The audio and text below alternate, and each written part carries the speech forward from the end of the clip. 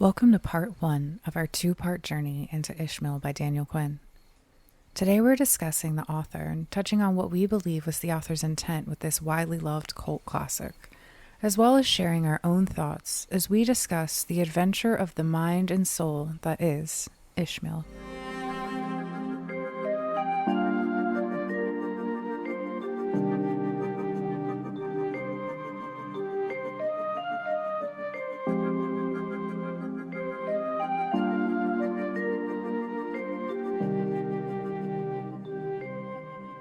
This is another one of those books that, like Robert Anton Wilson's work, I did not fucking read or get exposed to this until just very, very soon after the author had died, which was very sad.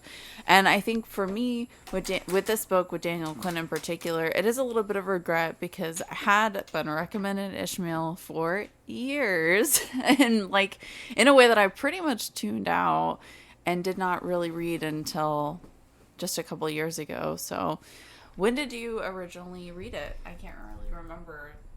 I think the first time I read this book was like 3 or 4 years ago. You gave it to me. I don't even know if it was that long. I have no concept of time really. But I'm trying to go back and look at some Ishmael memes I had made to see like when they were posted, to see if that would give me an idea of when I first read it. Because I feel like I was kind of memeing about it when I first read it the first time, but I could be wrong. That's a modern day timeline. Let me check when I memed about this. I don't know. It was whenever I had that Halloween / birthday party and you came bearing book gifts and Ishmael was one of them. And I looked at it and I was like, this book is not that big. I could probably accomplish that. You know, this seems very easy to read. These chapters are short. I love that. This is like the way that Ishmael speaks. Although at first I will say I was really confused because I like to do this thing where I don't read what a book's about. If someone gives it to me, I just open it up and start reading it, raw dogging it, and just see what happens. But I was very confused at first because I was like, is this about a talking gorilla? Because this book was recommended highly. You know what I'm saying? So I'm like, how is this book about a gorilla talking going to captivate me?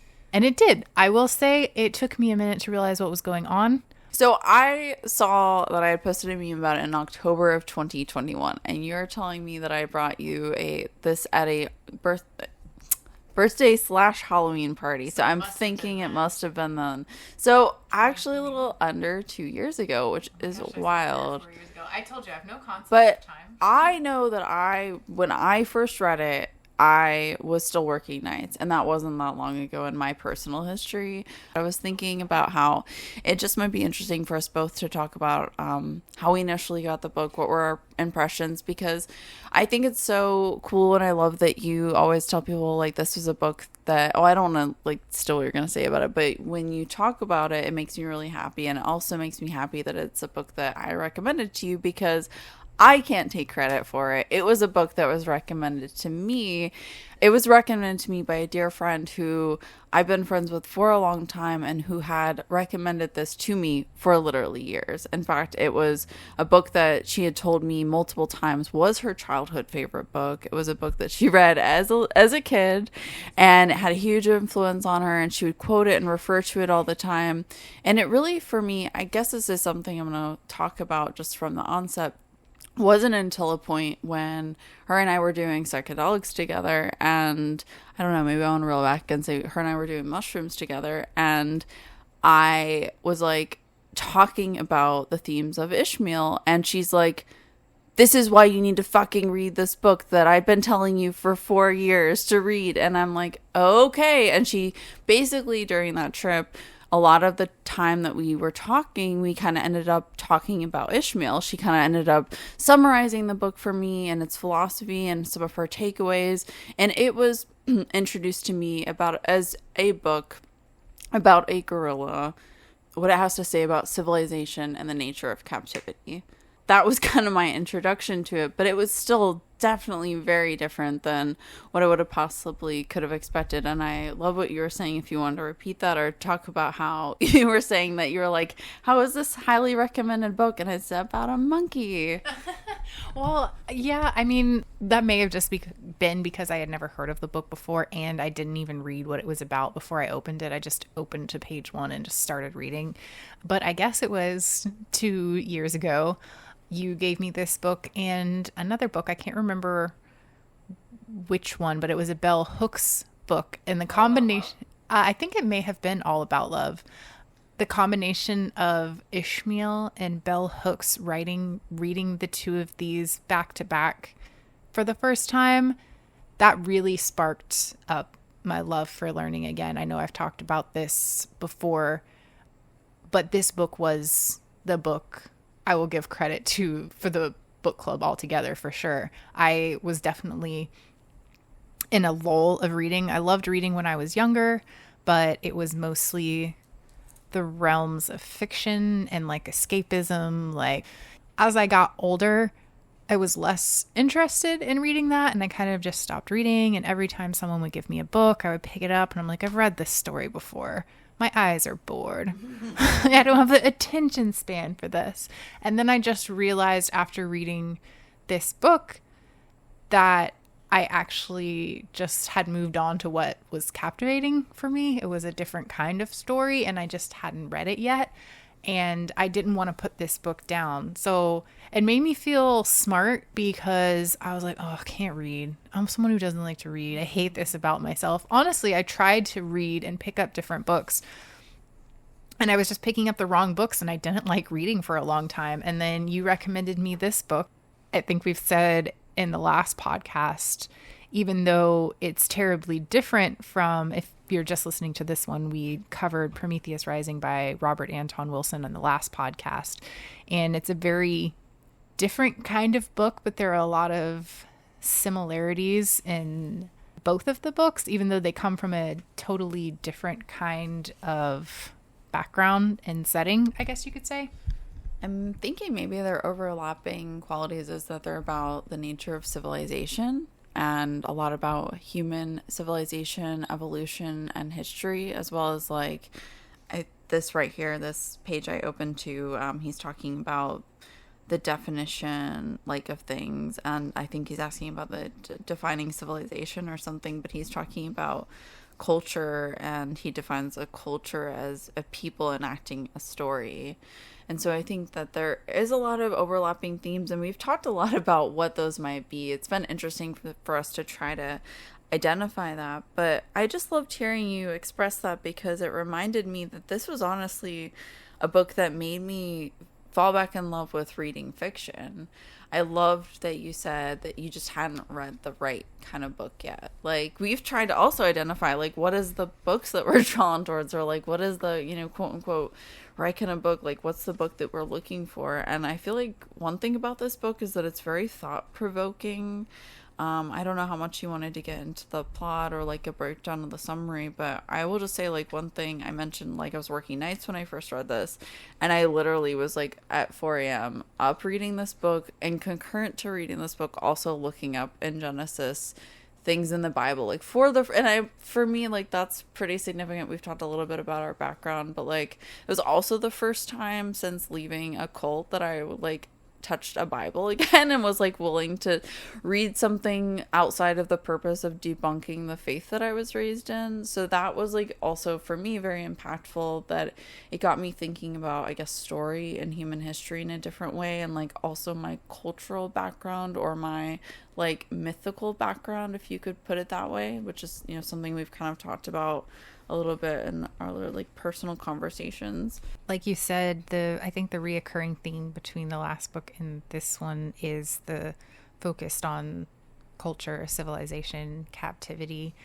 You know, I thought of one other one and I lost it too, but I know that one thing about this book is that besides being about culture, it's also about themes of ecology, and somehow throughout all of that, it's consistently describing itself as a spiritual book, or like in its reviews been described as a spiritual book. So I think I could just read the back of the book because it has no description whatsoever.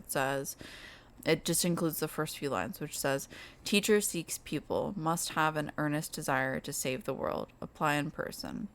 It was just a 3-line ad in the personal section, but it launched the adventure of a lifetime. So begins Ishmael, an utterly unique and captivating novel that has earned large and passionate following among readers and critics alike, one of the most beloved and best-selling novels of spiritual adventure ever published. And on the cover, it also describes itself as Ishmael, an adventure of the mind and spirit. Which I think this book kind of helps you question what that even means. What is your mind? What is your spirit? What is culture? Ishmael uses the Socratic method to teach, where he's helping the student come to the conclusions on their own. And the way that I understood this, because I had to Google that word, was... You described that so well. Thank you. I hope so that I smart. said it right. I was trying really hard. I did not let the Google dictionary definition play the audio, so I wasn't sure. I was winging that. But the way that I understand that was the students like coming to their own conclusion about things. So it's almost like therapy learning in a way, where you learn at your own pace as you're willing to learn what you can comprehend at the time, which I feel like I could talk about therapy and how it's not just one entity and one thing. But this book, I think maybe that was why I felt so connected to it, because that kind of learning seems to be the only way that I learn anything. Love that you spoke to that, because we've actually talked about this a lot too. You and I are both like really relational people. I've actually said this to my therapist about you, that I would I'm like, well, no, but then I'm like, I appreciate our relationship because you're one of the few people who understands that sometimes I just have to literally say something aloud to another human being, and then I can process it and move on. Yeah. Just, I think, ways that, and I don't think everyone is like that, but I do feel like relationship and communication and like the ability to exchange and like have a dialogue is something that's very important to both of us. It's both like critical to how we both learn, and that's such a good summary of what this book is. I was just about to say that. Do you want to get into like now actually give a summary of the book, or kind of give an introduction to what people would be reading if they're not already familiar? Yeah, I think that what we were just discussing is a big takeaway from this book. This book places a really high importance, or shines a light on, the interconnectedness of the world. It really focuses on culture. I think he says somewhere in the beginning of the book, he's describing basically this book, he's trying to help him realize that humanity, or our culture as a whole, as it is waging a war against itself. And he's trying to explain to him that we're the only ones that are putting us in this situation of captivity. He says, and somewhere in the book, I believe, or maybe it was a summary that Daniel Quinn had said about the book, but I read somewhere that like a good summary of it was that he's trying to teach him that species that wage war against their environment will ultimately go extinct, and our overculture is killing us, we're killing ourselves basically. The summary on the back that is the beginning that says, the teacher seeks pupil, must have an earnest desire to save the world. That's kind of how this book starts off in chapter 1. They describe the narrator, who I don't think is actually named at all in the book. I think it's just narrator. I wondered that too. I don't know if we have his name or not. He's just sort of this, our narrator / like antagonist. I like the second line that follows that part that you just read. He says, the first time I read the ad, I choked and I cursed and I spat and I threw the paper to the floor. Since even this didn't seem to be quite enough, I snatched it up, marched to the kitchen, and shoved it into the trash. And I Drama queen. Yeah, he's a little neurotic. He's a little dramatic. He's, I also feel like he's meant to be sort of an everyman figure, and he's not an everyman in the sense of like, oh, this is every person in the world. I think that he is really, truly, and I'll just kind of interrupt myself to say, this is a book that a lot of people have talked about as being really formative to sort of like waking them up to, I want to say like our captivity. I don't want to give too many like takeaways or tell people how they should feel or what cage they should think they're living in, because that could be a whole conversation, but I think many people have said like how this is a book that's really brought that to their attention, and that's really been the case for me as well. And yeah, I think it's really interesting that the narrator, unlike the sort of person that's telling the story, is ultimately someone who tried and also kind of failed to save the world before. Someone who's like, he's not just the everyman in the sense, like I said, that he's like every Joe Blow, but he's someone who like had and you know, this kind of hinted at activist background, or this idea that he like attempted to kind of understand the world, and now he's just kind of like, I don't fucking know. And that's why he has this visceral reaction to the ad, is because he actually does want to save the world, and he finds it repugnant that someone now is reporting that they could. Like, he's reached that stage in his life where he feels certain that anyone who says they know is full of it, which I think is a very like Robert Anton Wilson takeaway, and it's very much how I feel about things. But you know, you don't every day meet a telepathic sentient gorilla, and if you did, maybe that would change things.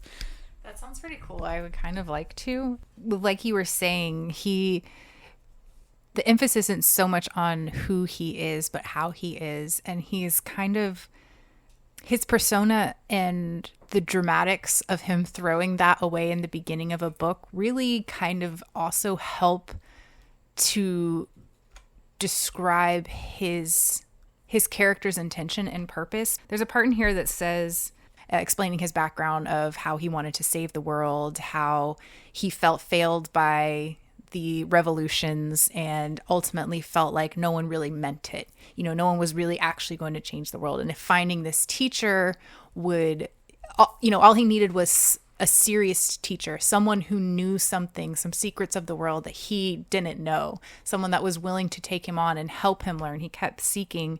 And it says in here that he did this until I looked up, until I wised up. I stopped making a fool of myself, but something died inside of me, something that I'd sort of liked and admired.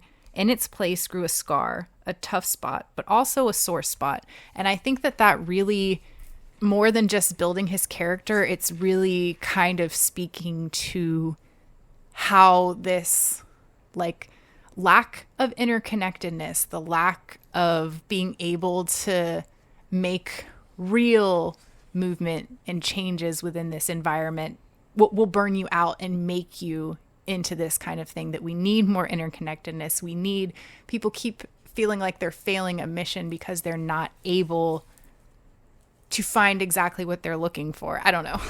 No, I love what you're saying. I feel like it's a really good segue to this section that I wanted to read on page 5, where I feel like the narrator is acting as Daniel Quinn in this paragraph, and it's really touching to me. I'll actually read both of them. He says, I didn't want a guru or a kung fu master or a spiritual director.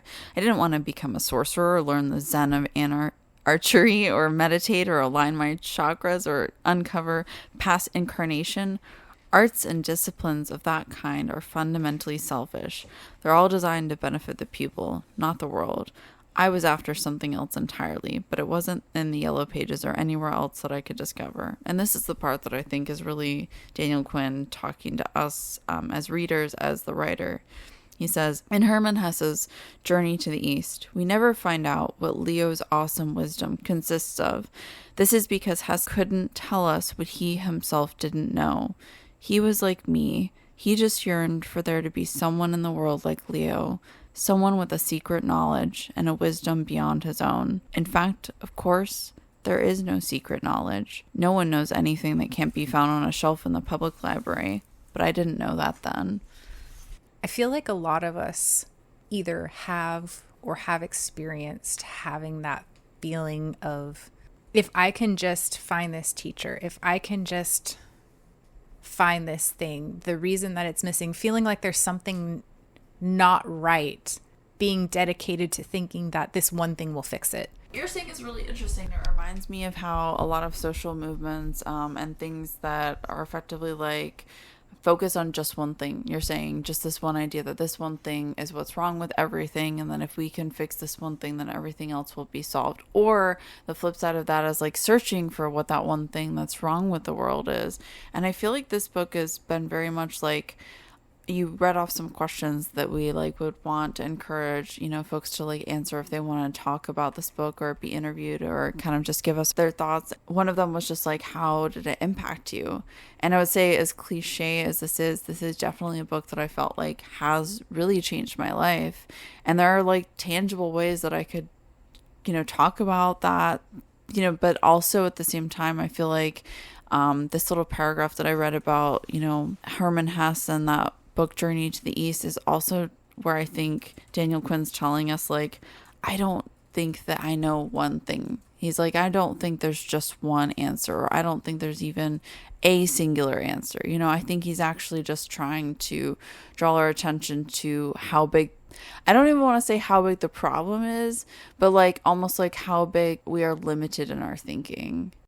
I read something earlier about this book, just kind of like cliff notes and stuff from other people. But some people say about this book that it actually is trying to encourage all of the answers that you're looking for, and that one thing that you just need might be simpler than you realize. So it's almost unthinking, teaching you to unlearn the way that you think, from going back all the way, starting to the way that you think about culture and surrounding you. Almost be said that Ishmael is trying to show you that it's not the thing that you need to do, or if this one movement or this one thing, it's the way that we're living as a culture. It's the way that we're disconnected from our environment. I think that you had said in the Prometheus Rising episode when we first started talking about this book, now these episodes are like connected to each other, but about how a lot of people that are into this book are anarcho-primitive, which I don't want to butcher trying to define that group of people, but my understanding is it's like green anarchy, where the people basically, I mean, I could see it goes right hand in hand with this book, like a step back from culture or society. Maybe you could explain it a little bit better. I'm going to let you do that. It is something I probably know too much about, but I mean, I think it's also a broad sweeping term like anything else. There's definitely like political and prim, and definitely like apolitical and prim, and there are people who have all kinds of ideas about how things were in the past and how that would or wouldn't look. But I definitely think that Ishmael, I'm glad you just kind of ripped the band-aid on like naming that. It is in a lot of ways can be interpreted as a call towards that, although I don't really think that that was the author's intention. It is at least really popular with folks who have like anarcho-primitive beliefs, and basically I would define that as being inclined towards like decivilizing, like not participating in the trappings of both civilization from a Western sense and also just like civilization from the last 4,000 years of culture, especially like anything that we have written form of. A lot of times people are like more of a call towards like hunter-gatherer nomadic lifestyles versus like static agriculture, or an emphasis on like foraging over again like agriculture, or really I just think more along the lines of living like how folks did when we were hunter-gatherers. And that's why I gave so much prefacing, because I do think that even though human civilization existed for a long fucking time before human culture existed as we know it, we also don't, you know, there's a lot of question about what we know about the past, and that's where I think things get really hairy when people are like essentially trying to reconstruct that. I don't know why I'm giving so much, like this is a topic that when I talk about it, I guess probably because of my brainworm and Instagram, like I do know all the different ways that all the different things that I'm talking about both can be interpreted, and the way that people like they affect people's real lives. So I feel like maybe if I'm keeping it more personal, I would say that like when I first read this book, I was a vegetarian. I didn't eat meat because I felt like it was more ethical for me. I felt really bad. I love animals, blah, blah, blah, like all the normal reasons. And after reading this book, I genuinely like do eat meat that friends have hunted, which is something that 10 years ago would have absolutely repulsed me. I have an interest now in like hunting and or fishing, and my reasoning... Yep, that Taco Bell that we fished from the rivers of the Baja Blast. Like, I don't know. I think that I've come to the conclusion that, you know, one, I'm an animal. Two, I'm not trying to make this a whole tirade. Yeah, I understand what you're saying. You know, the industrial revolution, man. Stuff got heavy quick. Stuff started changing, but we did live a very long time before that. I think instead of that kind of mindset, and the writing of this book, to me, it expressed less of a departicipating in this kind of system and more of a wanting humanity to realize the destruction that we're causing ourselves, and that it's up to us and our choice if we want to change that or not. Because the main theme of this book, I would say, well, of this book and what Ishmael is teaching, is captivity. I think at the beginning of the book, he asks him, you know, what do you teach? And he's basically like, well, based on our conversation so far, what do you think that I'm most qualified to teach? Something like that. Which, if you haven't read this book and you're confused by now, we are up at Talking Gorilla. So he saw this ad and then he basically was like, oh, sure. Now he's burnt out, right? Yeah. So he's like, sure, I'm going to go see this fucking guru just to make sure it's a scam. You know, when you just want to go check something out because you know it's going to be a train wreck and you just want to make fun of it. No, that's a bad thing to do. No one does that. I would never do that. But I think maybe that's what he was doing. So then he gets there and it's this room and there's like nothing in it. And he's like, WTF, man, what is going on? And then he notices that there's a glass and he looks in. Holy shit, there's a fucking gorilla in this glass.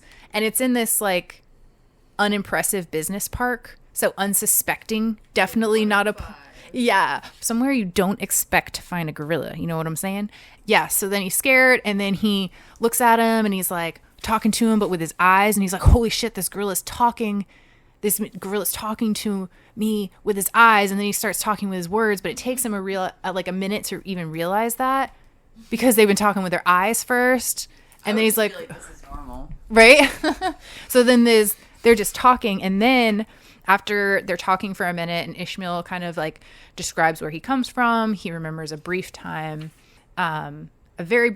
as a child, like having family in Africa or something, but not really even remembering that life enough to miss it as a loss, spending a lot of time in captivity in a zoo, and then being put on like it's not a circus show, but like, what do you call it? Anyways, he's in this little crate going around towns to these little fairs or whatever. That is not what it says in the book, but this is a good summary. Yeah, this is the bimbo summary. And then he notices when he's in this room, like right after he realizes Ishmael can talk, and he's like sitting down trying to catch his breath, he noticed that there's a sign behind him on the wall. And it says, with man gone, will there be hope for gorilla? And this is on page 9. So it didn't take very long before I read that part of the book. And I was like, okay, now I'm curious. I want to read some more. I like that. I'm just kidding. I feel like something that you were talking about reminded me of how there's this section that always stands out to me later on in the book where Ishmael basically tells the narrator that mother culture teaches that we can constantly expand, which is a term that he uses to refer to the dominant culture. Or I also feel like what he's describing is the same thing that Clarissa Pinkola Estes refers to in her work as the overculture. So in my mind, these are like really synonymous terms. I think they're speaking to the same thing. He says that mother culture says we can like constantly expand, that there's no cost for this. But he essentially says that they're like on a train that's going, the tracks are going to end. And it makes me think of this Decca line where he says, what's next after Babylon's model train wrecks? And I'm like, I think that that's maybe culturally now we have an awareness that we're on that, like because climate change and climate crisis has actually been such a big thing. It's been such a source of grief for people. It's been like a really cause for like a sense of sort of awakening for a lot of folks. So it's interesting to me too, like reading Ishmael right before, I feel like that I'd say that's kind of like a cultural wave that's been happening for a while now, of course, but I've been seeing it become really both popularized and commercialized in the last couple of years. And it's really just fascinating to me to see how like this book has also come back into people's consciousness as a result of like people thinking about these things more, and especially I think because of climate crisis. when this book came out in, I believe it was 92 or 93, which I know you had told me previously at some point that this book was like a lifetime work of his that he spent decades writing. Yeah, there is an introduction, and I don't know that either of the copies that we have it, but we'll have to find it and like kind of read part of it in one of the episodes we do about this.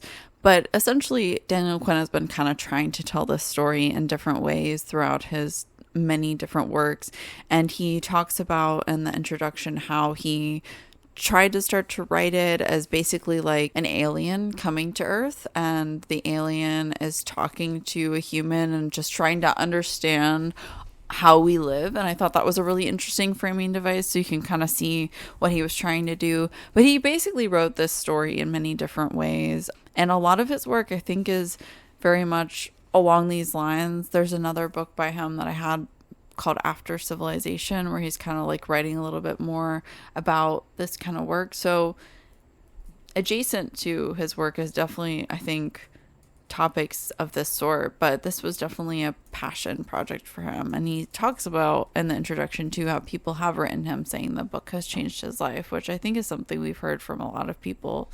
That's so cool to me, because I know that this book equally gets put out there as like cringe psychology, or not cringe psychology, but cringe philosophy.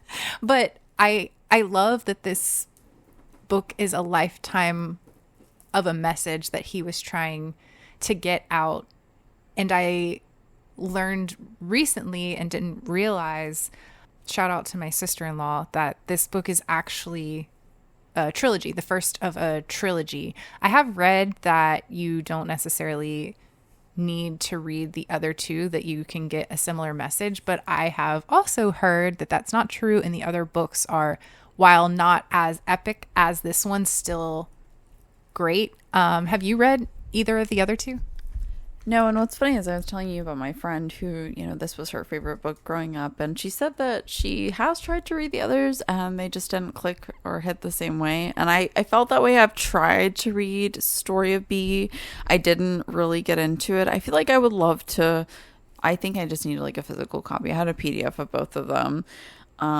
But yeah, it's just, it's funny that this is like a quote unquote trilogy, because I'm not entirely sure how the books are connected either. I feel like it's Philip K. Dick's, he has a trilogy that starts with the book Valis, and that's maybe one that we'll hopefully talk about eventually. I didn't realize that was part of a trilogy. Yeah, that's what I'm saying, is because the other books are like, I don't know how they're connected. And that's how I feel about these ones. I don't know how the other ones are connected. Only one of them is an Ishmael story, where the, Ishmael is in it. But I would like to try to revisit like some of the political or cultural implications of this book with what you were talking about, how this is like pretty popular about with Anprim folks, but I just don't know how to tackle or talk about anarcho-primitivism or any of the ideologies that are sort of adjacent to Ishmael. I would say we can, since you did rip that band-aid earlier, we could at least just say I think Ishmael is a deeply anti-civ book.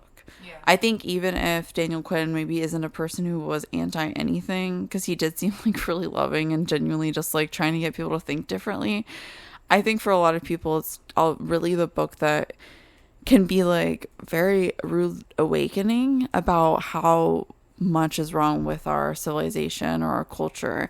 And I think for me, like a lot of stuff in this book I knew on a lot of different levels. It was not entirely revelatory.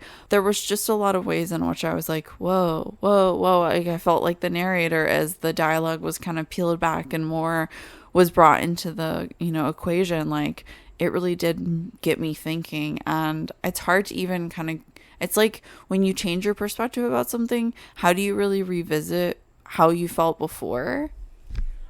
I think that actually ties into another reason that I feel like this book and Prometheus Rising have some similarities.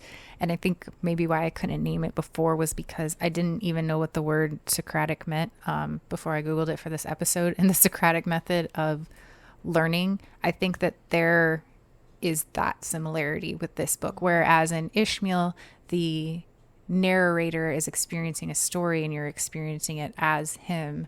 Robert Anton Wilson in Prometheus Rising kind of invites you to question your own thinking and tells you, hey, this is how you do it. Instead of prosing it like, what do you think? He's like, hey, this is how you do it so you can figure out what you think.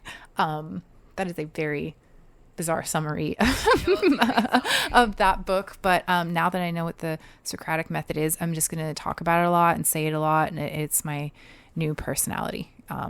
I did find it interesting, though. I decided to look up, just out of curiosity, when the Industrial Revolution and its consequences came out. And it was a few years after this book. Yeah. So it's just interesting that maybe at this time in the early 90s, there was sort of this awakening, you know, all of that grunge music really got people thinking. I think maybe it was the birth of us from the late 80s. Once we appeared here on this planet, everyone was like, we got to get our shit together. Culture isn't good enough for them. That is ridiculous. No, I completely agree with this, 1990, baby. Look, I think it's funny that you're pointing out that there's a thread line of this in the 90s in particular, because I feel like as someone who's raised in the 90s, I do think a lot about how ecology and world ecology had this very weird like narrative in the 90s. But then there was also stuff that recycling. I think it was a lot of corporatized, like early greenwashing probably, but it's funny that you see, I love you've been talking about all the uncomfortable topics. One of my followers did actually send a copy of that book, so maybe we'll one day read that. Are we allowed to read it, or is it still bad to read it? I mean, I feel like this is a thing. When I read Ishmael, I said this a bunch of times about the fact that I was working nights.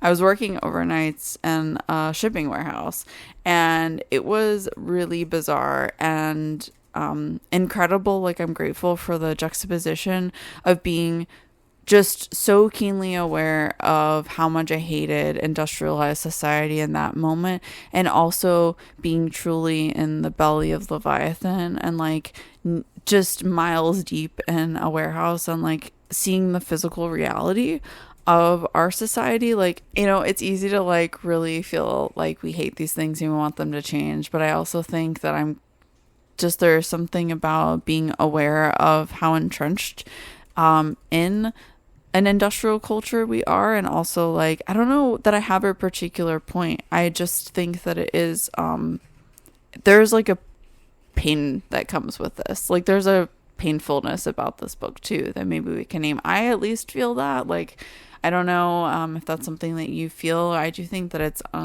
uncomfortable when we think about the reality of what it's describing.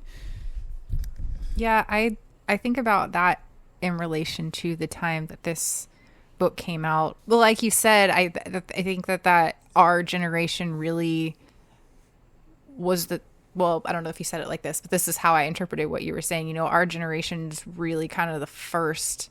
I mean, we saw the way that like our boomer parents, the lives that they lived, the way that they were shown. And I think that the generation of like, every generation has it, but the generation of rebellion in the 90s was what we grew up with. So possibly why this book in particular, the way that it's spoken about at this time frame, the way that we relate to it. I don't know. I just know, like you were saying, the way that there was a heightened sense of like greenwashing wasn't really a thing. It wasn't really a term used back then, because this was really the beginning stages of it. Like in the 90s, I knew 100% with certainty that not only was I an incredible person, but I was single-handedly saving the world when I wore my recycled t-shirt that I got from Limited Too.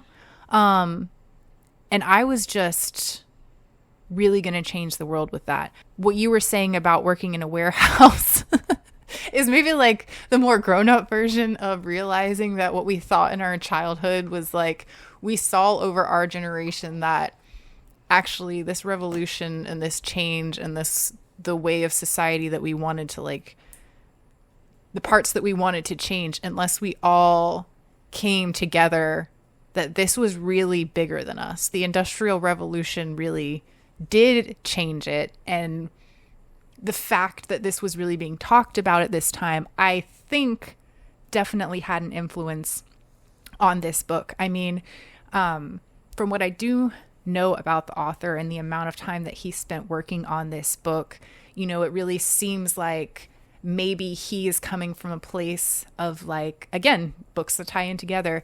We've had a lot of beat era authors suggested to us and read on this book club. I think that the author himself was really kind of in that 60s, 70s revolution era and saw how it failed, and was in the burnout and the nihilism of the 90s, where we really just felt like it was never going to change, or that these things were just the way that it was, and it really had just, everyone was just burnt out. Something that Ishmael says to the narrator is basically that he says, your children, or like they got it right, or they were trying to get at it in the 60s. This idea that people in the 60s were sort of rattling the bars of the cage, except they didn't know what the bars were to do it. And this is something that, you know, Ishmael says to the narrator. And it's so interesting to me because I think that there are a lot of ways we've seen big cultural movements and people being aware of certain things, but also seen what feels like not a lot change. And I think that maybe even you could say that this is Daniel Quinn's cry to the next generation. Like, this is what we tried when I was young. This is what we didn't see. This was the mark that I missed. This is what you can learn from. This is what you need to change your mind. You know, looking at it from a different perspective, seeing that the revolution that he wanted never happened, and taking the rest of his life to try and articulate how he thinks that the next generation can maybe make an impact or change, or just simply what that would mean, what it would take to make a change like that, a real change. So what does it mean to make real change? What could that path look like? Follow us here and on Instagram at Bimbo Bookshelf for notifications on the release of part 2, where we discuss Quinn's visions on how to change the world. If you enjoyed today's episode, please like, subscribe, or share if you're really feeling it. It helps us recruit the others. Until next time.